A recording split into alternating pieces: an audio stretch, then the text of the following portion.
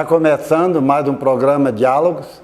Hoje nós temos a oportunidade de conversar com Edson Nery da Fonseca, que participou da fundação da Universidade de Brasília. A nossa conversa é mais sobre a sua formação intelectual, sobre as suas relações com a intelectualidade daquela época até os dias de hoje. Então eu gostaria de começar, Edson, querendo saber como foi a sua preparação, a sua formação e a sua mudança para Brasília. Eu tinha me mudado de vez para o Rio de Janeiro, depois de ter sido praticamente expulso de minha terra, porque um artigo meu desagradou muito o governador do estado e o reitor da Universidade do Recife, como se chamava antigamente a Universidade Federal de Pernambuco.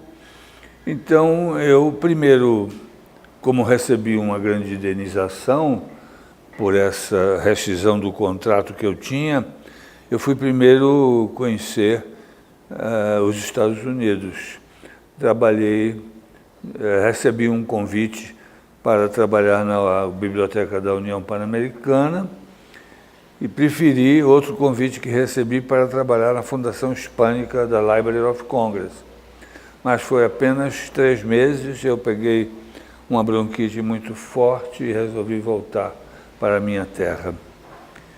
E fui morar no Rio de Janeiro, certo que de lá não sairia mais.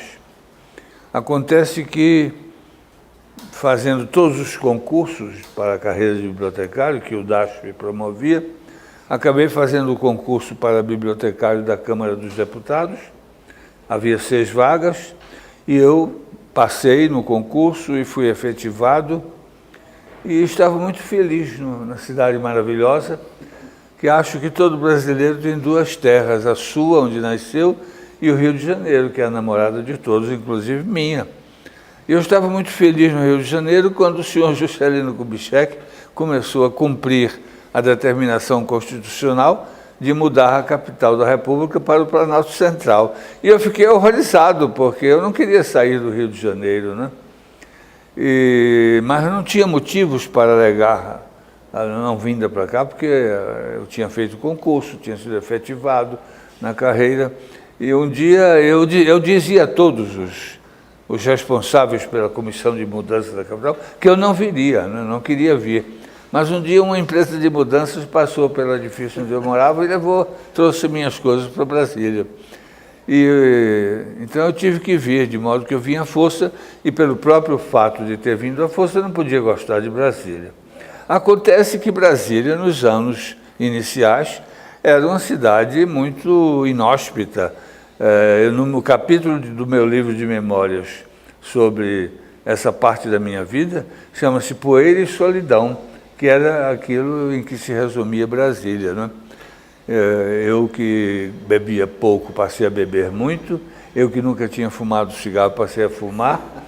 Toda vez que um dinheirinho sobrava, eu pegava o voo da ponte aérea para o Rio de Janeiro, né?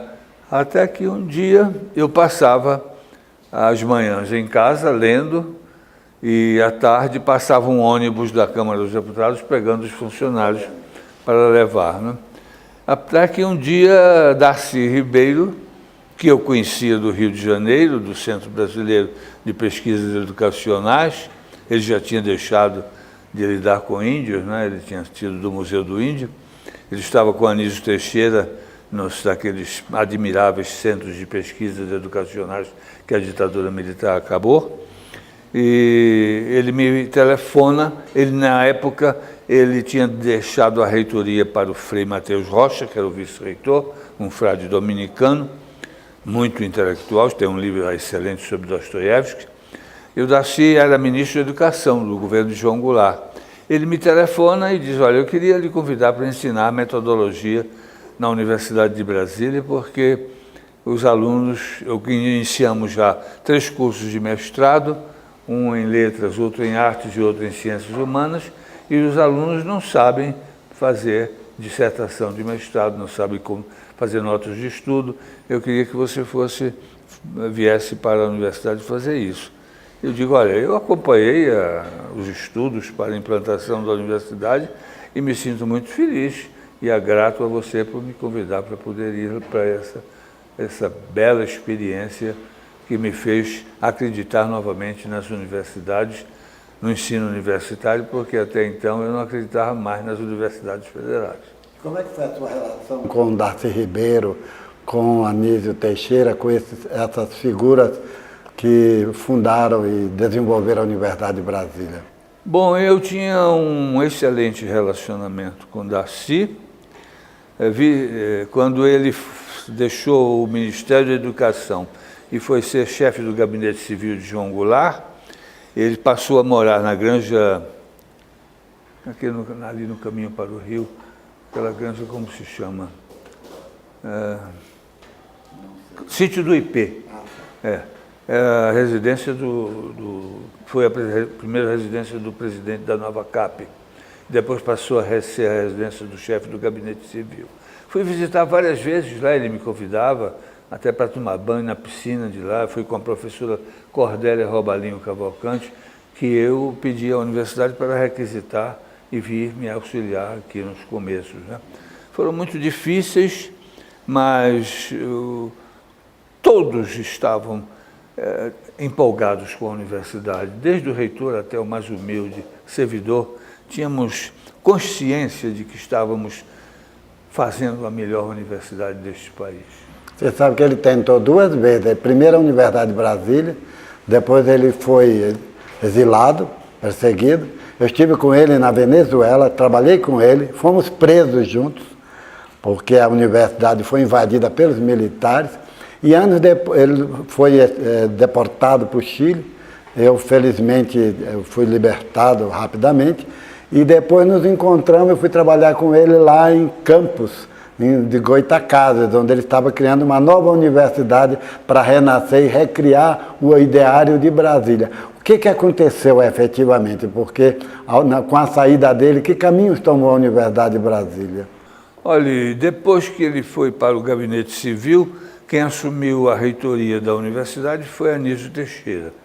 E eu tive a sorte eu já tinha uma grande admiração por Anísio Teixeira, quando uma vez eu ainda morando no Rio de Janeiro, ele sofreu uma perseguição da parte do clero do Rio Grande do Sul, porque ele defendia a escola pública, né? E eu era presidente da Associação Brasileira de Bibliotecários e fiz a associação publicar no Jornal do Rio um manifesto em favor de Anísio. E eu tive a sorte de despachar com ele toda semana na reitoria, né? E conversávamos mais sobre religião do que sobre ensino, porque Anísio tinha sido, como eu, aluno dos jesuítas, tinha perdido a fé porque os jesuítas não o agradavam, e eu também tinha sido aluno dos jesuítas no Recife, e tinha perdido a fé, mas tinha recuperado porque tinha encontrado a ordem beneditina, né, que é completamente diferente da Companhia de Jesus. E como é que foi essa sua adaptação? Eu estou muito interessado também porque a sua relação com Gilberto Freire foi muito forte, muito próxima. Foi antes ou posterior à sua vinda para Brasília? Muito anterior.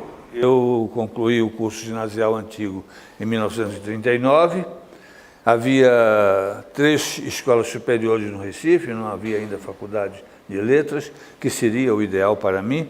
Havia as escolas de medicina, de engenharia e direito, e eu escolhi direito por exclusão de medicina e engenharia. E para fazer o curso superior tinha que se fazer o pré-jurídico, ou o pré-médico, ou o pré-engenharia. Eu fui fazer o pré-jurídico e no primeiro ano do curso pré-jurídico, o professor de literatura, Moacir de Albuquerque, disse-nos: nós vamos dar um curso de literatura brasileira. Para entender os escritores brasileiros, naturalmente, necessário entender o Brasil.